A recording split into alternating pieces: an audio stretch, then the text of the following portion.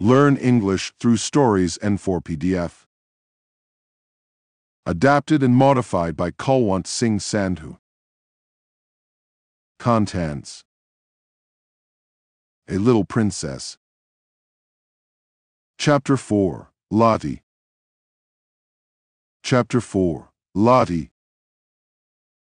If Sarah had been a different kind of child, the life she led at Miss Minchin's Select Seminary for the next few years would not have been at all good for her. She was treated more as if she were a distinguished guest at the establishment than as if she were a mere little girl. If she had been a self-opinionated, domineering child, she might have become disagreeable enough to be unbearable through being so much indulged and flattered. If she had been an indolent child, she would have learned nothing. Privately, Miss Minchin disliked her, but she was far too worldly a woman to do or say anything which might make such a desirable pupil wish to leave her school. She knew quite well that if Sarah wrote to her papa to tell him she was uncomfortable or unhappy, Captain Crewe would remove her at once. Miss Minchin's opinion was that if a child were continually praised and never forbidden to do what she liked, she would be sure to be fond of the place where she was so treated. Accordingly, Sarah was praised for her quickness at her lessons, for her good manners, for her amiability to her fellow pupils, for her generosity. If she gave sixpence to a beggar out of her full little purse, the simplest thing she did was treated as if it were a virtue, and if she had not had a disposition and a clever little brain, she might have been a very self-satisfied young person. But the clever little brain told her a great many sensible and true things about herself and her circumstances, and now and then she talked these things over to Ermengarde as time went on. "Things happen to people by accident," she used to say. "A lot of nice accidents have happened to me. It just happened that I always liked lessons and books, and could remember things when I learned them. It just happened that I was born with a father who was beautiful and nice and clever, and could give me everything I liked. Perhaps I have not really a good temper at all, but if you have everything you want, and everyone is kind to you, how can you help but be good-tempered? I don't know, looking quite serious, how I shall ever find out whether I am really a nice child or a horrid one. Perhaps I'm a hideous child, and no one will ever know, just because I never have any trials." "Lavinia has no trials," said Ermengarde stolidly, "and she is horrid enough." Sarah rubbed the end of her little nose reflectively, as she thought the matter over. "Well," she said at last, perhaps that is because Lavinia is growing." This was the result of a charitable recollection of having heard Miss Amelia say that Lavinia was growing so fast that she believed it affected her health and temper. Lavinia, in fact, was spiteful. She was inordinately jealous of Sarah. Until the new pupil's arrival, she had felt herself the leader in the school. She had led because she was capable of making herself extremely disagreeable if the others did not follow her. She domineered over the little children and assumed grand airs with those big enough to be her companions. She was rather pretty, and had been the best-dressed pupil in the procession when the Select Seminary walked out 2 by 2, until Sarah's velvet coats and sable muffs appeared, combined with drooping ostrich feathers, and were led by Miss Minchin at the head of the line. This, at the beginning, had been bitter enough, but as time went on it became apparent that Sarah was a leader too, and not because she could make herself disagreeable, but because she never did. "There's one thing about Sarah Crewe," Jessie had enraged her best friend by saying honestly, "she's never grand about herself the least bit, and you know she might be lavvy. I believe I couldn't help being, just a little, if I had so many fine things and was made such a fuss over. It's disgusting, the way Miss Minchin shows her off when parents come." "Dear Sarah must come into the drawing-room and talk to Mrs. Musgrave about India," mimicked Lavinia, in her most highly flavored imitation of Miss Minchin. "Dear Sarah must speak French to Lady Pitkin. Her accent is so perfect. She didn't learn her French at the seminary at any rate. And there's nothing so clever in her knowing it. She says herself she didn't learn it at all. She just picked it up because she always heard her papa speak it. And as to her papa, there is nothing so grand in being an Indian officer. Well, said Jessie slowly, he's killed tigers. He killed the one in the skin Sarah has in her room. That's why she likes it so. She lies on it and strokes its head and talks to it as if it was a cat. She's always doing something silly, snapped Lavinia. My mama says that way of hers of pretending things is silly. She says she will grow up eccentric. It was quite true that Sarah was never grand. She was a friendly little soul and shared her privileges and belongings with a free hand. The little ones, who were accustomed to being disdained and ordered out of the way by mature ladies aged 10 and 12, were never made to cry by this most envied of them all. She was a motherly young person, and when people fell down and scraped their knees, she ran and helped them up and patted them, or found in her pocket a bonbon, a sweet, or some other article of a soothing nature. She never pushed them out of her way or alluded to their years as a humiliation and a blot upon their small characters. If you are four, you are four, she said severely to Lavinia on an occasion of her having, it must be confessed, slapped Lottie and called her a brat, but you will be 5 next year, and 6 the year after that. And, opening large, convicting eyes, it takes 16 years to make you 20. Dear me, said Lavinia, how we can calculate. In fact, it was not to be denied that 16 and 4 made 20, and 20 was an age the most daring were scarcely bold enough to dream of. So the younger children adored Sarah. More than once she had been known to have a tea party, made up of these despised ones, in her own room. And Emily had been played with, and Emily's own tea service used, the one with cups which held quite a lot of much sweetened weak tea and had blue flowers on them. No one had seen such a very real doll's tea set before. From that afternoon Sarah was regarded as a goddess and a queen by the entire alphabet class.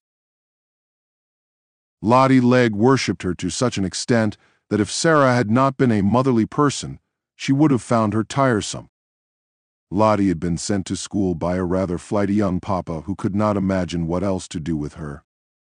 Her young mother had died, and as the child had been treated like a favorite doll, or a very spoiled pet monkey or lapdog ever since the first hour of her life, she was a very appalling little creature. When she wanted anything or did not want anything, she wept and howled, and, as she always wanted the things she could not have, and did not want the things that were best for her, her shrill little voice was usually to be heard uplifted in wails in one part of the house or another. Her strongest weapon was that in some mysterious way she had found out that a very small girl who had lost her mother was a person who ought to be pitied and made much of.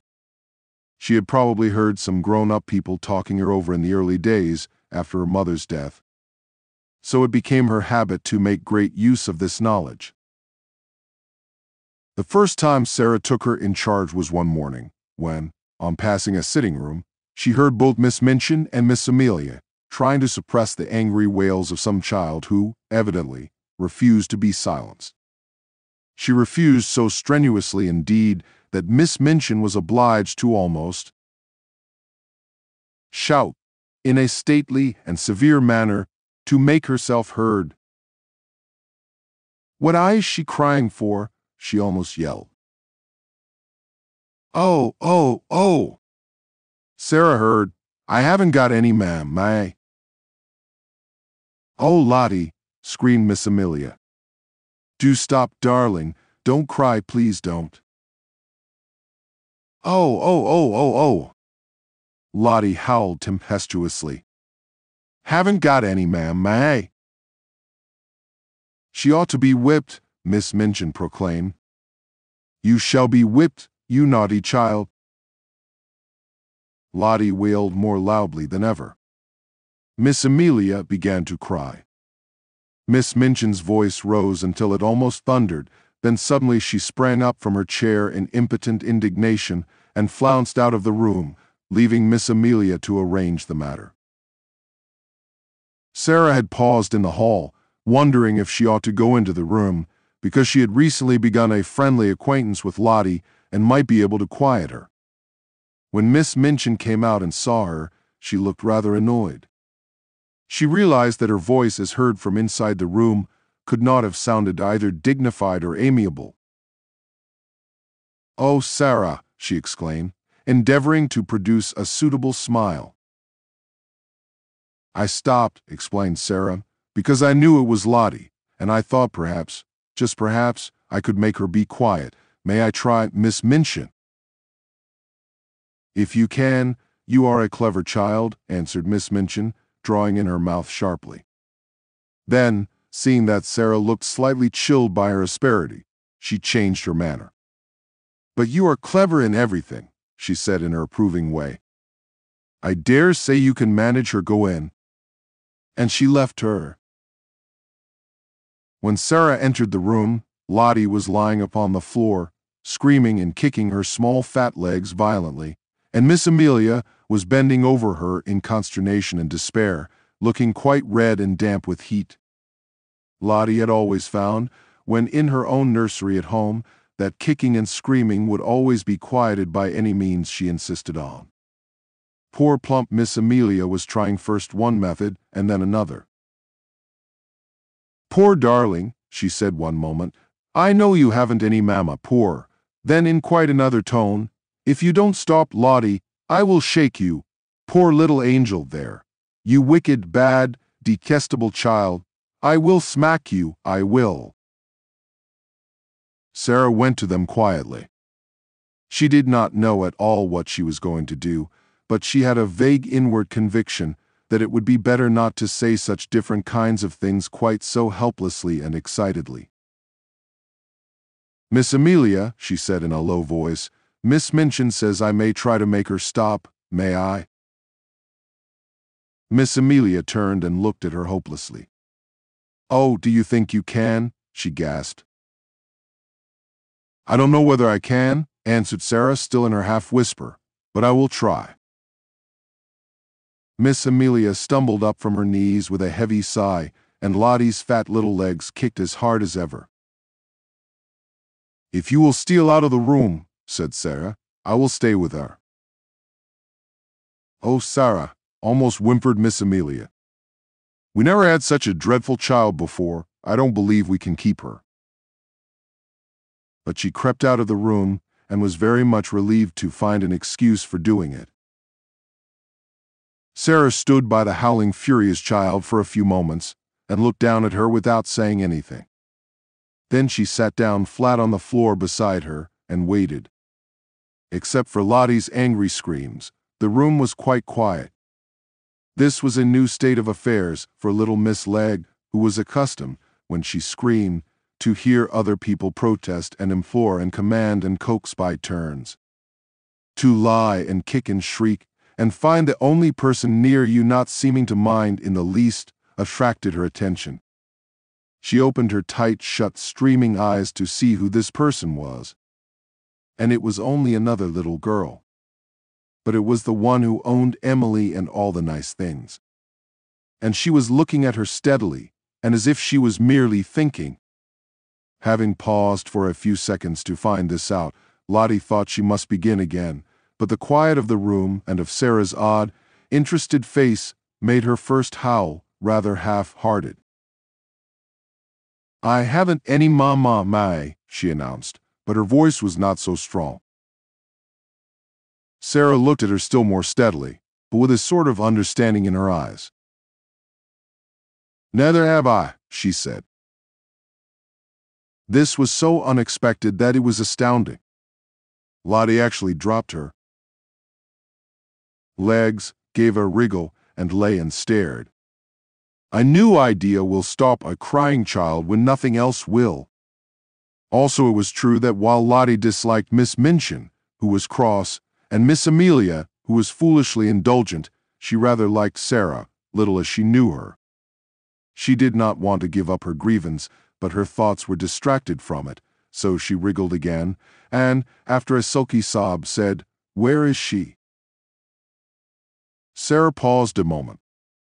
Because she had been told that her mamma was in heaven, she had thought a great deal about the matter, and her thoughts had not been quite like those of other people.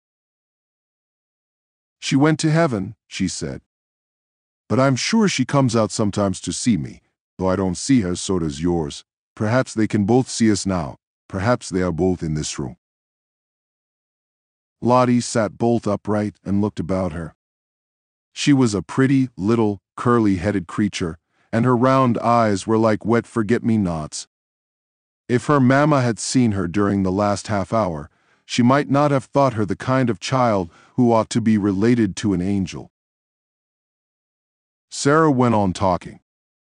Perhaps some people might think that what she said was rather like a fairy story, but it was all so real to her own imagination that Lottie began to listen in spite of herself. She had been told that her mamma had wings and a crown, and she had been shown pictures of ladies in beautiful white nightgowns who were said to be angels. But Sarah seemed to be telling a real story about a lovely country where real people were. "There are fields and fields of flowers," she said, forgetting herself as usual when she began, and talking rather as if she were in a dream. "Fields and fields of lilies, and when the soft wind blows over them, it wafts the scent of them into the air, and everybody always breathes it, because the soft wind is always blowing. And little children run about in the lily fields and gather armfuls of them, and laugh, and make little wreaths. And the streets are shining. And people are never tired however far they walk. They can float anywhere they like. And there are walls made of pearl and gold all round the city, but they are low enough for the people to go and lean on them, and look down onto the earth and smile, and send beautiful messages." Whatsoever story she had begun to tell, Lottie would, no doubt, have stopped crying and been fascinated into listening, but there was no denying that this story was prettier than most others.